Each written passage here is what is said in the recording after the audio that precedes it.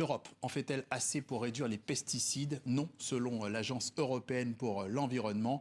Que compte faire l'Union européenne pour accélérer les choses? Nous en parlons avec l'eurodéputé Benoît Biteau. Bonjour, vous êtes parlementaire du groupe des Verts et Paysans. Selon un dernier rapport publié, les ventes de pesticides dans les 27 États membres sont restées relativement stables. Qu'est-ce qu'il faut faire pour que ça change? Quelle est la priorité? Il y a plusieurs leviers pour essayer de réduire l'utilisation des pesticides.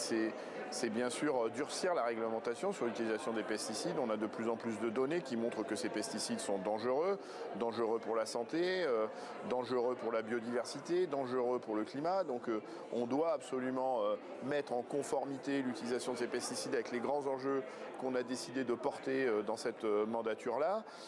Ça veut donc dire qu'il ne faut surtout pas reculer la réglementation sur l'utilisation des pesticides qui est contestée par les libéraux et les conservateurs. Et puis, il faut orienter les politiques publiques comme la politique agricole commune vers des pratiques agricoles qui sont moins utilisatrices de pesticides, voire plus du tout utilisatrices de pesticides. Or, ce n'est pas le cas de cette PAC qui va sévir entre 2023 et 2027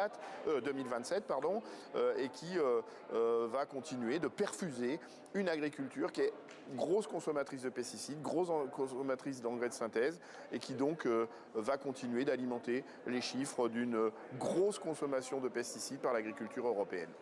Alors face à vous, il y a des lobbies aussi. Comment on fonctionne pour justement être capable de contourner et de combattre ce type de situation?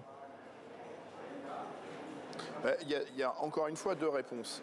La première, c'est la réponse que nous proposent les scientifiques. La communauté scientifique aujourd'hui nous donne des éléments incontestables sur la dangerosité des pesticides, sur la dangerosité des pesticides eux-mêmes, mais aussi de leur métabolite de décomposition quand ils se décomposent et de l'effet cocktail de ces pesticides. Et donc, nous, on conduit en ce moment une campagne qui s'appelle Secret Toxique qui vise à montrer à quel point la réglementation de l'homologation des pesticides, des autorisations de mise en marché des pesticides est défaillante pour protéger la population de l'utilisation des pesticides, pour protéger la biodiversité. Donc ça, c'est le premier angle d'attaque. Et aujourd'hui, on a des indicateurs qui nous invitent à l'urgence de changer tout ça, notamment sur la zone où moi je suis agriculteur, la plaine d'Aunis, où on a ce qu'on appelle un cluster de cancers pédiatriques, où des enfants sont en train de développer des cancers à cause de la pollution par les pesticides de l'air et de l'eau qu'ils consomment au quotidien.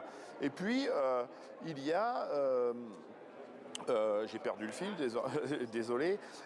Il y a la possibilité, comme je le disais, de... Comment ? Vous parlez d'un deuxième levier. Des leviers. Oui, il y a la réglementation et l'encouragement à faire autrement. Donc, j'ai perdu le fil, je suis désolé. Il y avait le... Vous l'avez dit, alors finalement, quand on vous écoute, vous parlez effectivement que tout ça est très documenté, les agriculteurs sont au courant. Oui, c'est ça. Et pourtant, malgré les cancers... Merci de me remettre sur le fil, ouais. Voilà, et pourtant, malgré les cancers que vous... Merci de me remettre sur le fil. L'autre levier... Voilà, l'autre levier, c'est les attentes sociétales, les attentes citoyennes. C'est-à-dire qu'on accompagne l'agriculture avec beaucoup d'argent public. Et quand je regarde ce qui se passe à l'échelon de l'Europe, on a des initiatives citoyennes européennes où on voit bien que la société civile, les citoyens s'intéressent à cette question de l'alimentation, s'intéressent à la question de leur santé. Et donc, on voit bien que les dernières ICE, les dernières initiatives citoyennes européennes, traitent précisément de ces sujets de l'alimentation, de l'agriculture. La dernière, c'était la fin de l'élevage en cage qui convoque le bien-être animal. On est un peu loin des pesticides. Mais la toute dernière, c'est une ICE qui s'appelait « Sauvons les abeilles, sauvons les pesticides ». Et là, encore une fois, on voit bien qu'il y a une convergence entre la préservation de la biodiversité, la préservation de la santé et la préservation des paysans eux-mêmes.